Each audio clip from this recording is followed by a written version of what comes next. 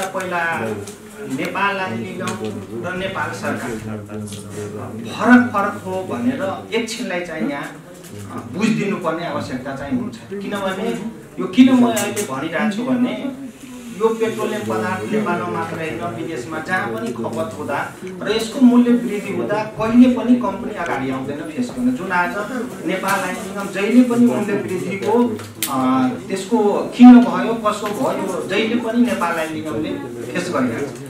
लगतै हामी इन्डियाकै कुरा गर्नुभयो भने हजुरहरू अगाडि सबै हामी परिचित नै छौँ। हामीभन्दा बढी मूल्य आजको मितिमा पनि पेट्रोल 32 रुपियाँ महँगो छ इन्डियामा। आखिर भाडो चाहिँ त्यही रक्सोलबाट जुन भाडोबाट हामीलाई दिइरहेको छ तेल र इन्डियन पिपुलले पनि खपत गर्ने तेल एउटै भाडो हो र इन्डियामा त्यही तेल 32 रुपियाँ पेट्रोल महँगो छ, हामी सस्तो छ।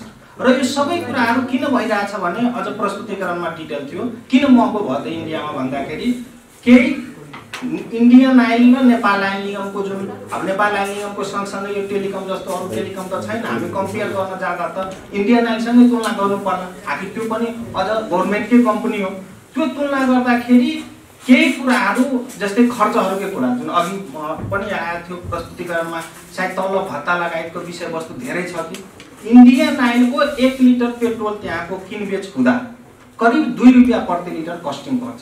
आज हामीसँग कति छ 60 पैसा लिटरमा चाहिँ हामी खपत गर्छौँ। यो फेरि महालेखा परीक्षा कार्यालयबाट नियुक्त अडिटरले सर्टिफाई गरेको डाटा। हजुरहरू जो पनि आउनुहुन्छ अझ यो अन्तर्क्रिया भन्दा पनि आएर तपाईँहरूको के छ किनभने यो पनि पब्लिक कम्पनी।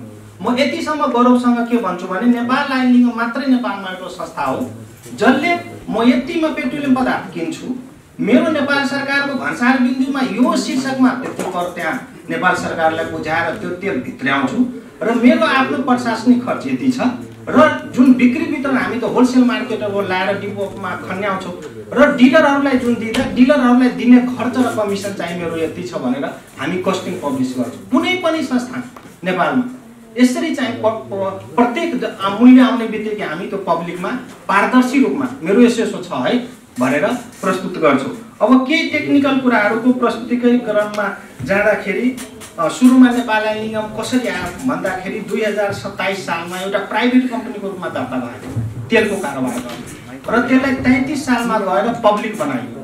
पब्लिकमा कम्तीमा 7 जना शेयर धनी हुनुपर्ने भएकोले नेपाल सरकार लगायत अहिले नेसनल टेलिङ जुन खारिज हो खाद्य व्यापार संस्थान त्यसपछि राष्ट्रिय बीमा कम्पनी राष्ट्रिय वाणिज्य बैंक नेपाल बैंक लिमिटेड यी लगायतहरूले हाम्रो शेयर छ र यिनीहरूको शेयरमा कारोबार भएर पब्लिक अब मैले अघि नै त्यही भएर अनि हाम्रो के एउटा दायित्व थियो भने मेन उद्देश्य हाम्रो पेट्रोलियम पदार्थ आयात गर्ने त्यसको भण्डारण गर्ने र बिक्री वितरण गर्ने।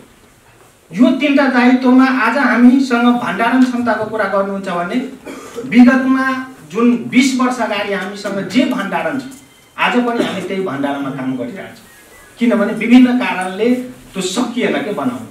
अहिले पछिल्लो पटक पोखरामा 10,000 केलको अहिले 2-4 महिनामा अपरेसनमा आउँछ र यस्तो हामी क्रिटिकल स्थितिमा छौँ कि 2 दिन 4 दिन पनि हाम्रो डिस्टर्बेन्स सप्लाईमा हुने बित्तिकै यहाँ लाइन लाग्छ। तर संजोग पछिल्लो 5 वर्षमा हामी यसरी सप्लाई म्यानेजमेन्ट गरेछौँ कि कहिले पनि पब्लिकलाई शास्ति चाहिँ त्यहाँ भनौँ न लाइन नै चाहिँ बस्नु परेन नाकाबन्दी बाहेक।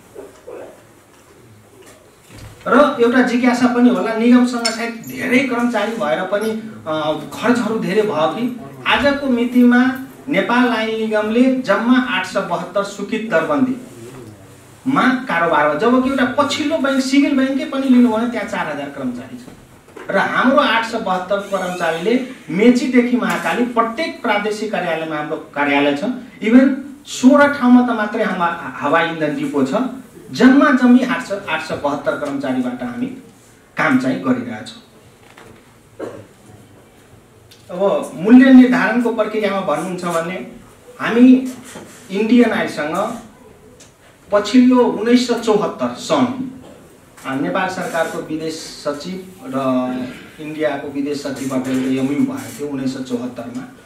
त्यो अनुसार नेपाल आइल निगमलाई या भनौँ नेपाललाई चाहिने जति पेट्रोलियम पदार्थ छ त्यो इन्डियन सरकारले उपलब्ध गराइदिने र त्यही एमयू टेकेर पछिल्लो प्रत्येकचोटि हामी 5-5 वर्षमा इन्डियन आइलसँग हामी चाहिँ सम्झौता गर्छौँ र सम्झौता गर्दाखेरि इन्डिया विदेशमा पनि क्रुड आयल या भनौँ न पेट्रोलियम पदार्थ आफै उसँग नभएर ऊ पनि विदेशबाटै ल्याउनु पर्ने र टोटल खपतको लास्ट इयरसम्म उसले टोटल खपतको 20% आफ्नो उत्पादन गर्थ्यो भने अहिले पछिल्लो डाटा जुन अहिले पछिल्लो एनुअल रिपोर्ट एउटा पब्लिस गरेर चाहिँ इन्डियाले त्यसमा चाहिँ 24% टोटल खपत इन्डियामा जति पेट्रोलियम पदार्थ हुन्छ त्यसको 24% उसको आफ्नो क्रुडबाट उत्पादन हुन्छ।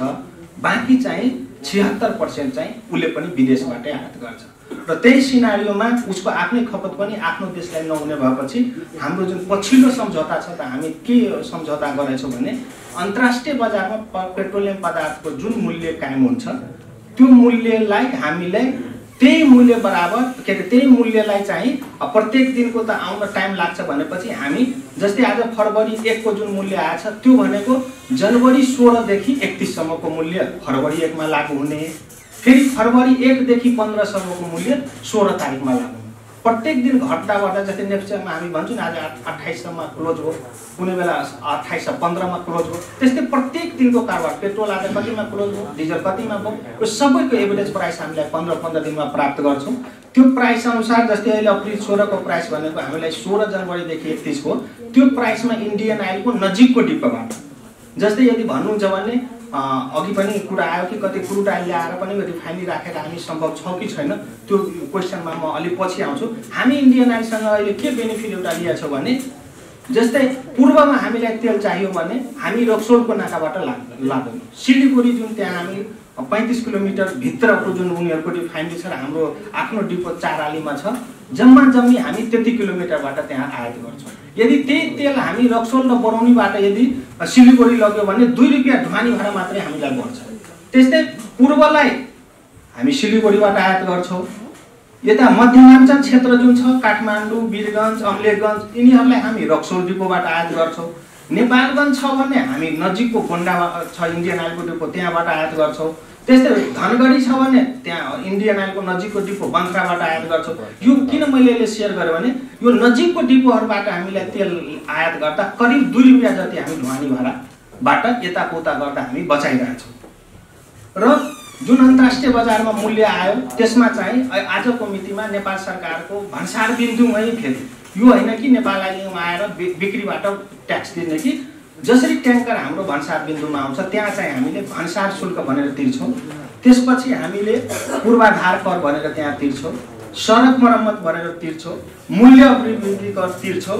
यो सबै ट्याक्स चाहिँ नेपाल सरकारले तिर्छ। यसको डिटेल कस्टिङमा चाहिँ म एकछिन भन्दाखेरि म आउँछु र यो सबै कस्टिङहरू हेर्दाखेरि सबै यो करहरू जोड्दा आजको मितिमा हामीलाई जुन फरवरी 1 को प्राइस आएछ त्यसमा हामीलाई 155 रुपियाँ चाहिँ निगमको इन्डियन आइलको डिपोबाट नेपाल सरकारको राजस्व भन्सार बिन्दुमा तिर्दै ढुवानी भाडा तिर्दै यो गर्दाखेरि हामीलाई 155 रुपियाँ आजको मितिमा पेट्रोलको लागत पर्छ र हामी कतिमा बिक्री गर्छौँ भने 142 हो। 155 मा किनेर 142 मा हामीले बिक्री गर्दा हामीलाई 13 रुपियाँ प्रति लिटर पेट्रोलमा लस भइरहेछ। त्यस्तै डिजल हामीले 136 रुपियाँ हाम्रो इन्डियन आइलको खरिद मूल्य नेपाल सरकारको राजस्व ढुवानी बिमा र डिलरहरूको खर्च गर्दा 136 मा हामी खरिद गर्छौँ र 125 मा बेच्दा हामीलाई 11 रुपियाँ चाहिँ कस्ट लागत के अरे घाटा भइरहेछ। यो नेपाल सरकारले हामीलाई विभिन्न एंगलले आयो कि कर सरको पनि कुराले गर्दा हो कि अब यो करको कुरामा मैले के भन्छु भने जतिखेर नेपाल आइल निगममा 2 रुपियाँ या 3 रुपियाँ मूल्य वृद्धि गर्दा करको कारणले या कर बढी भयो भनेर हामीलाई जुन आक्षेप आउँछ यो यसको सल्युसन के हुन्थ्यो भने जस्तै यहाँ विज्ञ सर पनि हुनुहुन्छ नेपाल सरकारले प्रत्येक जेठ 15 मा बजेट विनियोजन गर्छ कि मैले कुन कुन शीर्षकबाट कति राजस्व उठाउँछु र यो खर्चहरू कहाँ गर्छु र प्रत्येक साल जेठ 15 मा जुन बजेट वक्तव्य हुन्छ र सँगसँगै अर्थ मन्त्रालयबाट अर्थमन्त्रीज्यूले के पनि प्रस्तुत गर्छ भने कि मैले यो शीर्षकमा करको दरहरू चेन्ज गरेँ र यो शीर्षकमा घटाए या यो शीर्षकमा बढाए। यो जति पनि कर आएको हो कुनै पछिल्लो 2 महिनामा 1 महिनामा आएको करको दर होइन। जेठ 15 मा बजेट वक्तव्य हुँदा पेट्रोलबाट कति कर उठाउने त जस्तै त्यो रातो किताब छ जुन हाम्रो जनप्रतिनिधिहरू नि आखिर त्यहाँ गएर त्यसलाई अनुमोदन गर्नुहुन्छ अहिले आयल निगम खेपिरहेको होला कि ठिक छ ल त तपाईहरुले बढी ट्याक्स लिएको त्यसको हामी डिपेन्ड गरिरहेछौँ, तर यो करको डिपेन्ड गर्ने सायद नेपाल आयल निगम होइन। हामी त एउटा त्यहाँ भित्र बनेको कम्पनीको संरचना भित्रको एउटा मानौँ न व्यक्ति पर्यो के करको बारेमा धेरै बोल्दा सायद मलाई त्यति नेपाल सरकारले पनि त्यो कुरालाई म भन्छु कि यदि कर बढी नै हो भने हामी जेठ 15 को 16 मा विरोध हुनु पर्थ्यो। अहिले आएर 2 रुपैयाँ के 3 रुपैयाँ मूल्य वृद्धि गर्दा पेट्रोलमा हामी तिरिरहेछौँ कर 58 रुपैयाँ। फेरि यो रातो किताबमै छापेको कर भन्सार भनेर 25 रुपैयाँ 20 पैसा, सडक मरम्मत भनेर 4 रुपैयाँ प्रति लिटरको कुरा म गरिरहेको छु अहिले। त्यस्तै पूर्वाधार कर भनेर 10 रुपैयाँ, जति पनि बिक्री मूल्य हुन्छ त्यसको 13% भनेको अहिले 17 रुपैयाँ आइरहेको छ। यो सबै पल्युसन भनेको 1 रुपैयाँ 50 पैसा, यो सबै रातो किताबमा छापिएको कर। अहिले आएर यसको जवाब हामीले दिनु परिरहेछ। जवाब दिनुपर्ने सायद आयल निगम होइन, यसको लागि प्रोपर निकाय भनेको जसले कर लगाउँछ त्यसले दिँदा यो किन मैले लगाए, किन यो लगाउनु हुँदैन थियो भन्ने कुरा त्यो अहिलेको डिबेट भन्दा पनि मेरो विचारमा जेठ 16 को डिबेट हुनु पर्थ्यो। सँगसँगै मूल्यको कुरामा गर्दा अहिले पनि तपाईहरुले भन्नुहुन्छ जस्तै 142 आजको मितिमा पेट्रोलको मूल्य छ। 142 रुपैयाँ पेट्रोलको मूल्य अहिले भएको हो, तर हजुरहरु सँगसँगै के बुझिदिनु पर्छ भने 2070 साल 11 महिना 30 गते म अझ मिति नै तोकेर आएको छु, त्यतिखेर 140 रुपैयाँमा नेपाल आयल निगमले पेट्रोल बेचिसकेको। यो चाहिँ र 140 बाट जसरी अन्तर्राष्ट्रिय बजारमा हाम्रो यो भन्दा अगाडि माननीय भीमाचार्य हुँदा एउटा प्रतिवेदन त्यतिखेर पनि निगम सारै क्राइसिसमा थियो। नेपाल सरकारको 12 अर्ब ऋण, सञ्चय कोषको 13 अर्ब, नाइग्लानी कोषको 14 अर्ब, झन्डै हामी 38 अर्बको ऋणमा डुबेको भउँदा यो संस्थालाई कसरी बचाउनु पर्छ भनेर एकजना हाम्रो रोका सर हुनुहुन्छ, हरि रोका सर, उहाँ पनि मेम्बर हुनुहुन्थ्यो, विभिन्न सुझावहरू दिनुभयो। कति सुझाव हामी त्यसलाई कार्यान्वयनमा पनि लग्यौं र फेरि सुझाव हामी कहाँ आउने बित्तिकै फेरि गर्ने फेरि मन्त्रालय थ्रु नै हो हामी कार्यान्वयन। अहिले पनि नेपाल आयल निगम कम्पनी अन्तर्गत भए पनि डाइरेक्टली इन्डाइरेक्टली हामीले मन्त्रालयसँग समन्वय नगरिकन केही पनि गर्दैन। सबै कुरा डाइरेक्टली इन्डाइरेक्टली आफै मन्त्रालयसँगै समन्वय गरेर गर्ने भनेपछि त्यतिखेर 37 अर्ब हामी ऋणमा थियो र उहाँहरूको प्रतिवेदन पनि आयो। त्यो सुझाव सँगसँगै 140 को तेल अन्तर्राष्ट्रिय बजारमा पनि मूल्य घट्यो र घट्दाखेरि 140 को तेल हामी 86 रुपैयाँसम्म पेट्रोल ल्याएको छौँ। हजुरले नेपाल आयल निगमको वेबसाइटमा गएर हेर्नुभयो भने त्यो 140 मा 70 मा थियो भने कन्टिन्यू 72 73 सम्म आउँदा त्यो तेल 86 रुपैयाँसम्म आएको थियो। र कहिले पनि हजुरहरुको यो किन आइरहेछ भने हामी आखिर पेट्रोलियम पदार्थबाट बुर्ने ट्याक्सी होला, गाडी होला, हजुरहरुले कहिले पनि त्यो अनुभव गर्न पाउनु भयो होला कि नेपाल आयल निगमले तेलको मूल्य घटाउँदा ढुवानी भाडा चाहिँ घट्यो, बढाउने बेलामा बढ्ने बढाइहाल्ने, घट्ने बेलामा नघटाइदिने, अनि सबैको गाडी फेरि हामी खानुपर्ने। यो डाटाहरु रङ छ भने आउनु, एक एक व्यक्तिलाई मैले चाहिँ ल मेरो यो मितिमा यसरी घट्यो, यसरी बढ्यो, यसरी आयो। कहिले पनि 140 बाट 86 पेट्रोल आउँदा डिजल 109 बाट 72 सम्म डिजल आछ। 2070 सालमा 109 मा डिजल बिक्री भइसकेको, हामी 74 75 को उत्तरार्धमा आउँदा 72 रुपैयाँ लिटरसम्म पनि डिजल बिक्री गरेछौँ। कहिले पनि भएन खाद्यान्नको ढुवानी भाडा होस् या के होस् घटेछ। म यति मात्रै रिफ्लेक्सन के गरौँ, निगम भनेको एउटा माध्यम मात्रै। हामी अन्तर्राष्ट्रिय बजारमा जे मूल्य आयो, नेपाल सरकारले जे राजस्व तिर्यो, मेरो लागत त्यति हो र पब्लिकबाट यतिमा बिक्री गर्दा हाम्रो नाफा नोक्सान यति भइरहेछ र कम्पनी अनुसार हामीलाई जुन वित्तीय विवरण पब्लिस गर्दा हामीलाई आज अहिले क्राइसिस किन भयो, पछिल्लो पटक पनि यो साउन यता मात्रै निगमले प्रत्येक महिनाको विवरण थियो, यो प्रेजेन्टेसन भएको भए अझ क्लियर हजुरहरूलाई मैले गर्न पाउँथे। मात्रै साउन यता 22 अर्ब रुपैयाँ निगमले लस बियर गरिसक्यो। 22 अर्ब धुवा उडायो। प्रत्येक महिनाको 2 अर्ब 2.5 अर्ब 3 अर्ब कुनै महिना खपत बढी भयो भने बढी, कम भयो भने कम भयो। आखिर यो धुवामै उड्यो। यो जनता यो आखिर यसको सब्सिडाइज कसले गर्ने, जसले आखिर युज गर्ने त्यसैले, हुम्ला जुम्लाको जनताले त पक्कै यसको व्यवहार त पाउँदैन। 37 अर्ब विगतमै ऋण जाँदा आखिर उठाएको पनि त यसै हो। सरकारले त यहाँ हुनुहुन्छ, सरले रिपोर्ट पनि दिनुभएको छ कि नेपाल सरकारले बाट लिएको पैसालाई चाहिँ कि राइट अफ गरिदिने या शेयर पुँजीमा कन्भर्सन गरिदिने भन्ने सुझाव दिनुभयो। तर संयोगले निगम के भयो भने अन्तर्राष्ट्रिय बजारमा मूल्य घट्यो, हामी मूल्य घटाएर नेपाल सरकारलाई ब्याज समेत पैसा तिर्यो। 12 अर्ब त्यतिखेर नेपाल सरकारको ऋण थियो। ब्याज समेत हामी त्यो पैसा तिर्यौं र पछिल्लो पटक उहाँहरूले प्रतिवेदन चाहिँ 9 करोडको मात्रै पुँजी थियो भने आजको मितिमा निगमले त्यो विगतमा जुन पछिल्लो 71-72 बाट लगातार नफा थियो, गएको साल 77-78 मा मात्रै हामी लस गर्यौं र सबभन्दा बढी लस चाहिँ यो आर्थिक वर्षमा हामीलाई भइरहेछ। महिनाकै 4 अर्ब करिब भनेपछि त्यो पहिला कमाएकोबाट हामी पुँजी पनि नेपाल सरकारको बुझाइदियो। जस्तै अघि पनि कुरा आयो, संस्थानहरू खाली घाटामा त होइन। नेपाल लाइन निगम जुन बेला स्थापना भयो 10 लाख रुपैयाँ मात्रै सरकारको लगानी छ, 7 जना शेयरधारी र 10 लाखबाट निगमले कमाउँदै कहिले बोनस शेयर कहिले के हुँदाहुँदै आज 11 अर्बसम्म नेपाल सरकारको पुँजी हामी कायम गरेका छौँ।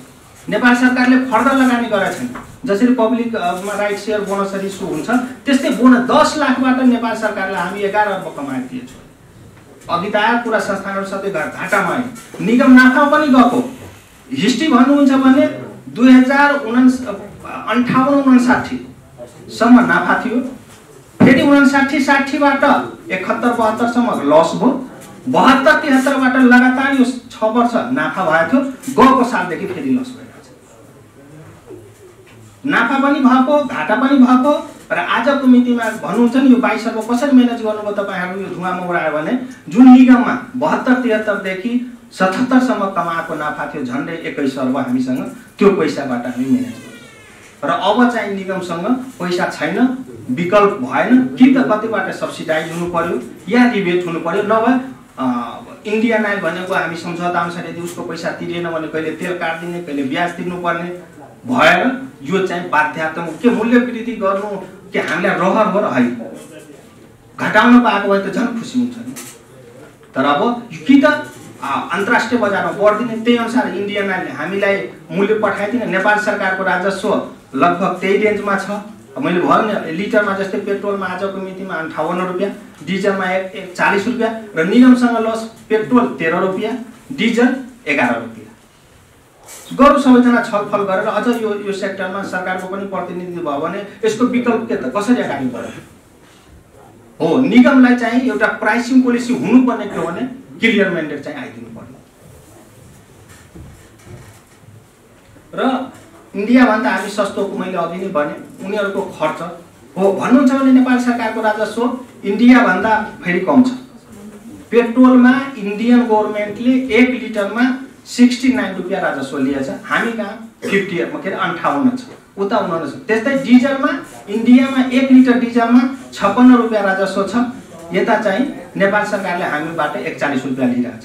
अब भन्नुहुन्छ राजस्वकै कुरामा अहिले भन्नुहुन्छ बढी हो। म आफ्नो तर्फबाट मात्र एउटा लजिक के दिन खोज्छु भने गाडीमा पनि इम्पोर्टका चाहे डिजल गाडी होस् चाहे पेट्रोल गाडी होस् चाहे ढुवानीको लागि होस् जुनसुकै गाडी इन्डियाबाट ल्याउँदा करिब हजुरहरूलाई थाहा भएको होला 100% भन्दा बढी राजस्व छ ल्याउने बेलामा।